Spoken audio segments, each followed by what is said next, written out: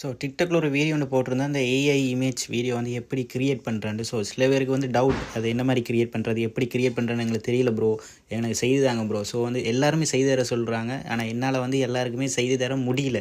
ஏன்னா நிறைய பேர் கேட்குறாங்க அந்த வீடியோ பார்த்து, ப்ரோ எனக்கு ஒரு பேர் செஞ்சாங்க, ப்ரோ எனக்கு ஒரு பேர் ஒன்று செஞ்சாங்கன்னு நிறைய பேர் கேட்குறாங்க. ஸோ என்னால் வந்து நிறைய பேருக்கு செய்து கொடுக்க முடியல. அதனால தான் இந்த யூடியூப்பில் வந்து ஃபுல்லாக வீடியோ போடுறேன். ஸோ எனக்கும் இது எப்படி கிரியேட் பண்ணுறேன்னு எனக்கு தெரியாது.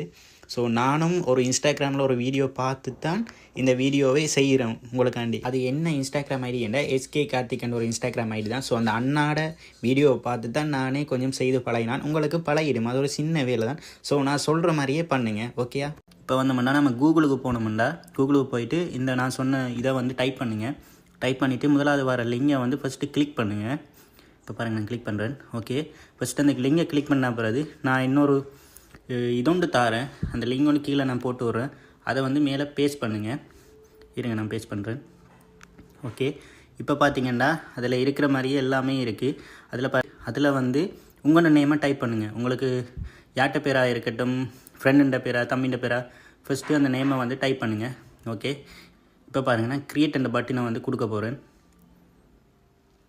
ஓகே, க்ரியேட் பண்ணி கொடுத்துட்டேன். இப்போ கொஞ்சம் லோட் ஆகும்.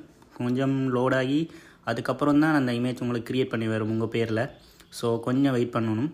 க்ரியேட் ஆகிட்டு இப்போ பார்த்தீங்கன்னா என்னோடய பேரில் வந்து ஒரு ஃபோட்டோவில், ஒரு கார்ட்டூன் ஃபோட்டோவில் என்னோடய பேர் வந்து வந்துருக்குது பேக்ரவுண்டில்.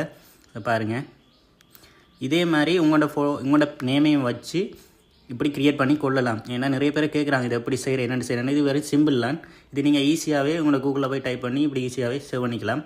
மற்றது வந்து ஃபோட்டோ கிளிக் பண்ணிங்க, லாங் ப்ரெஸ் பண்ணிங்கன்னா சேவ் ஃபோட்டோ கொடுத்தீங்கன்னா நார்மலாகவே உங்கள் கேலரியில் வந்து சேவ் ஆகிடும். ஸோ இது நிறைய பேருக்கு இது தெரியாமல் இருக்குது, நிறைய ஃப்ரெண்ட்ஸுக்கு தெரியாமல் இருக்கும். ஸோ அந்த மறக்காமல் இந்த வீடியோ வந்து ஷேர் பண்ணி விட்டுருங்க. இந்த வீடியோ உங்களுக்கு பிடிச்சிருந்தால் மறக்காமல் லைக் பண்ணுங்கள், ஷேர் பண்ணுங்கள், ஃபஸ்ட்டு சப்ஸ்கிரைப் பண்ணிக்கோங்க. ஓகே, பாய்.